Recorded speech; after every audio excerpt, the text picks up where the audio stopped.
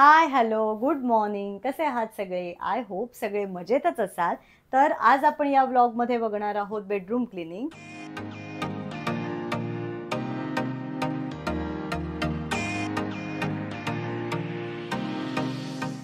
So आज Saturday आहे आणि पुष्करला ऑफिसला सुट्टी असते. सो जनरली दर सॅटरडे संडे मी हे जे त्याचं टेबल आहे ते फोल्ड करून ठेवते, म्हणजे जरा जागासुद्धा रिकामी राहते. सो आता पटापट हे आधी टेबल आवरून घेते. आणि बाकी सगळं आपलं डेलीचं जे बेडरूमचं रुटीन असतं, बेडशीटच्या घड्या करणं, उशा लावून ठेवणं, सगळं जरा क्लीन करणं, हे तर आपण डेली करतच असतो. पण त्याचबरोबर आज मी जरा एसी क्लिनिंग, जरा इथे लॉफ्टला सुद्धा जळमट लागली आहे. थोडंसं भिंती वगैरे सुद्धा काच पुसून घ्यायची आहे आरशाची, अशी जरा डीप क्लिनिंग टाईप कामं करणार आहे. सो म्हटलं तुमच्याबरोबर सुद्धा हा व्हिडिओ शेअर करूया.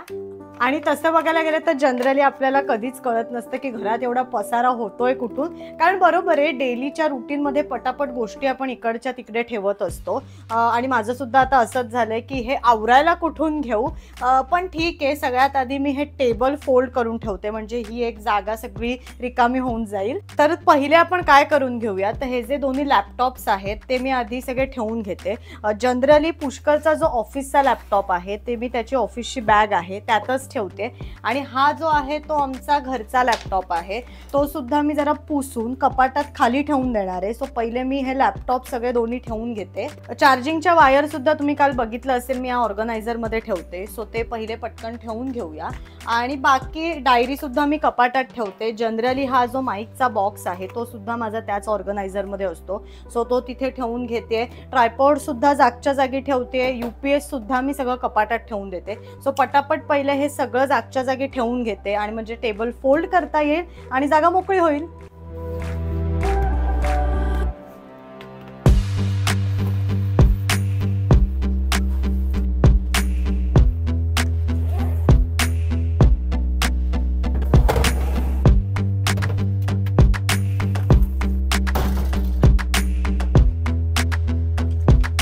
तर टेबल पूर्ण क्लीन झालंय. थोडंसं इथे डस्टिंग करून घेते आणि मग आता मी ते फोल्ड करणार आहे.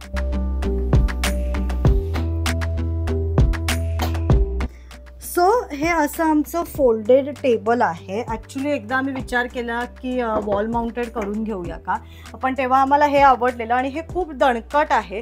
कधीतरी वॉलला लावलेलं पटकन हाताचा जोर वगैरे पडला तर खाली येऊ शकतं. सो मग आम्ही हे घेतलेलं. आणि तसं बघायला गेलं तर तुम्ही इथे बघू शकता खूप मोठं आहे. तर आता मी ह्या सगळ्या ज्या बेडशीट्स आहेत त्याच्या घड्या करून घेते. आणि उशा वगैरे मी आत्ता बेड काहीही लावणार नाही आहे, कारण जसं तुम्हाला मी मगाशी सांगितलं की मला आज जरा वरनं सुद्धा सगळी जळमट एसी वगैरे क्लीन करायचं आहे. तर इथे जरा सगळी धूळ धूळ होणार, तर मी हे सगळं आधी घड्या वगैरे करून घेते आणि हे मी सगळं व्यवस्थित हॉलमध्ये ठेवणार आहे.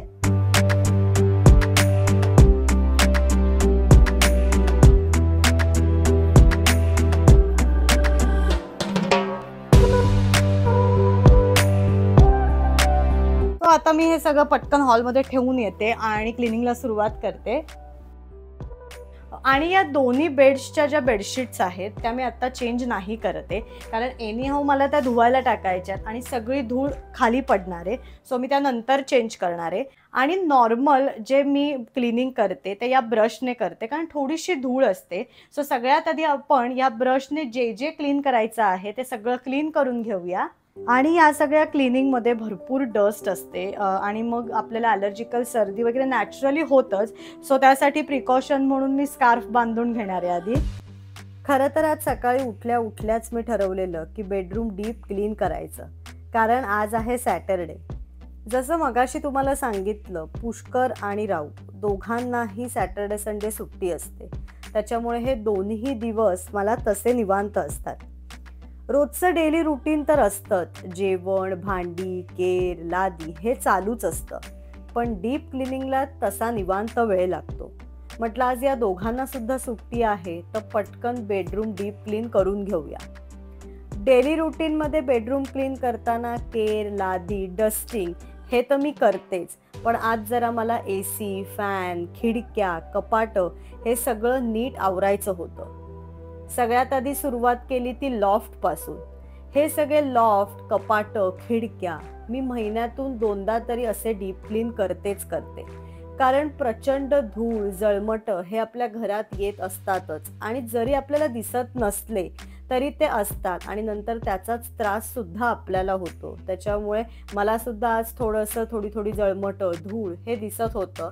म्हटलं चला पटकन क्लिनिंग करून घेऊया. एवढं सगळं क्लिनिंग झाल्यानंतर जरा स्कार्फमध्ये सफोकेट व्हायला होत होतं आणि आता तर उन्हाळा सुद्धा सुरू झालाय तर गरम सुद्धा खूप होत होतं. खरं तर सुरुवातीलाच मी मास्क शोधत होते पण त्यावेळेला मला मास्क नाही मिळाला. मग एक जरा 5 मिनिटं ब्रेक घेतला आणि नीट शोधल्यानंतर मास्क मिळाला आणि मग स्कार्फ काढून मास्क लावला. खिडक्या पुसण्यासाठी मी क्लिनॉल आणि मायक्रोफायबरचा एक क्लॉथ असं वापरलेलं. त्या क्लॉथवरती मी क्लिनॉल आधी स्प्रे करून घेतलं आणि नंतर मस्त काचा पुसून घेतल्या.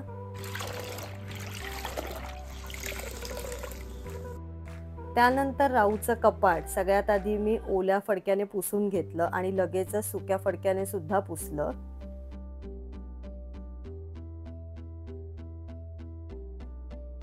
कपाटावरच्या वस्तू सुद्धा लगेच झटकून जागच्या जागी ठेवून घेतल्या.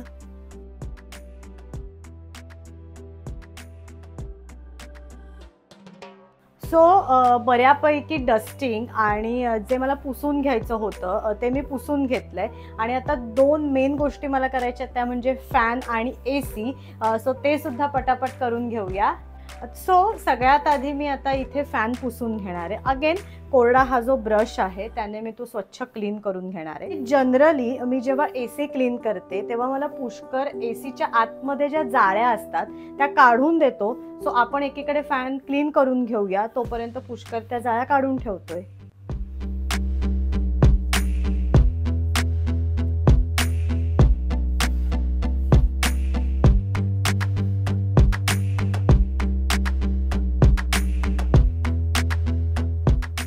तर फॅन स्वच्छ क्लीन करून झालाय आणि जसं मगाशी सांगितलं की AC क्लीन करायचा आहे तर जेव्हा जेव्हा मी क्लीन करते तेव्हा ACच्या आतमध्ये या ज्या आपल्या जाळ्या असतात ना त्या मेन खराब होतात. मग दरवेळेला मला पुष्कर या जाळ्या काढून देतो आणि आता तो उन्हाळा सुरू झाला प्रचंड गरम होतं. म्हटलं AC चालू करायच्या आधी तो क्लीन करून घेऊया.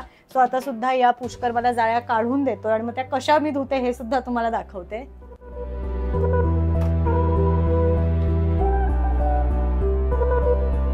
आता इथे तुम्ही बघू शकता जाळ्या किती खराब झाल्यात आणि मग नंतर ना AC मधनं सुद्धा धूळ येते आणि मग त्याचाच आपल्याला त्रास होतो. आता पटकन आम्ही आधी भिजत घालणार आहे पाण्यात. तर क्लिनिंगच्या वेळेला ही एक सेपरेट बालदी आम्ही करून ठेवली आहे. मग काही जरी धुवायचं असेल तरी आम्ही त्यात धुतो. आता ह्याच्यात मी साबणाची पावडर टाकणार आहे आणि आधी पाणी करून घेणार आहे साबणाचं.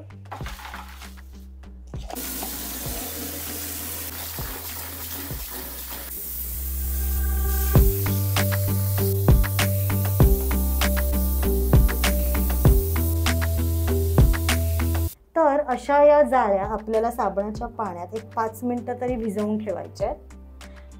त्या जाळ्या आता 5 मिनिटं भिजत ठेवल्या. तोपर्यंत जरा हा AC सुद्धा क्लीन करून घेते आणि अगदी हलक्या हाताने पुसायचा आहे.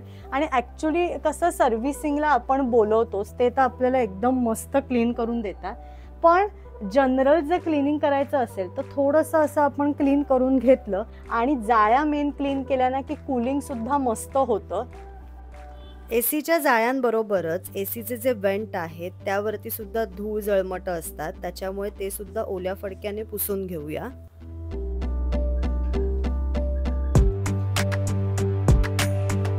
आता इथे तुम्ही बघू शकता ऑलमोस्ट जाळ्या क्लीन झाल्यात आणि हे असंच्या असं निघतं.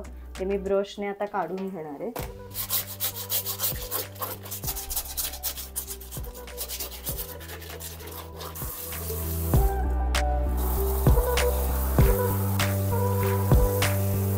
या दोन्ही मधला फरक तुम्ही बघू शकता. एक स्वच्छ क्लीन झाली आणि आता मी दुसरी सुद्धा करून घेते. दोन्ही जाळ्या आता इथे स्वच्छ धुवून झाल्यात. जरा एक ना 5 मिनिटं असं खाली वगैरे साईडला ठेवायच्या, पाणी पूर्ण निथळू द्यायचं. आता मी त्या ठेवतेय आणि ACच्या जाळ्या जरा पाणी निथळायला ठेवल्यात तोपर्यंत हा आरसा क्लीन करून घेते.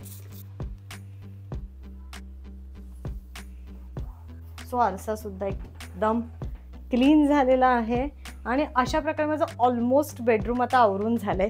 फक्त त्या जाळ्या परत पुष्कर AC मध्ये फिट करणार आहे आणि मग पुढचं क्लिनिंग. 5 मिनिटांनी लगेचच पुष्करने त्या जाळ्या AC मध्ये फिट केल्या. तर ACच्या जाळ्या सुद्धा सगळ्या लावून झाल्या आणि आता मेन म्हणजे वरचं वगैरे क्लिनिंग सगळं झालंय. आता मेन सगळ्या बेडशीट्स मी आधी काढून धुवायला टाकणार आहे. जी सगळी फडकी वापरलेली ती सुद्धा धुवायची आहे आणि केर, लादी आणि परत चकचकीत बेडरूम लावून ठेवणार आहे.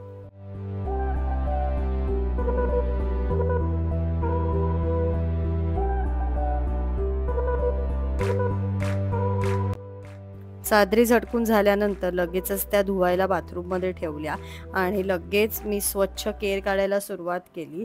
भरपूर जळमट खाली पडली होती आणि क्लिनिंग केल्यानंतर जरा कचरा हा होतोच, त्याच्यामुळे सगळ्यात आधी स्वच्छ केर काढून घेतला.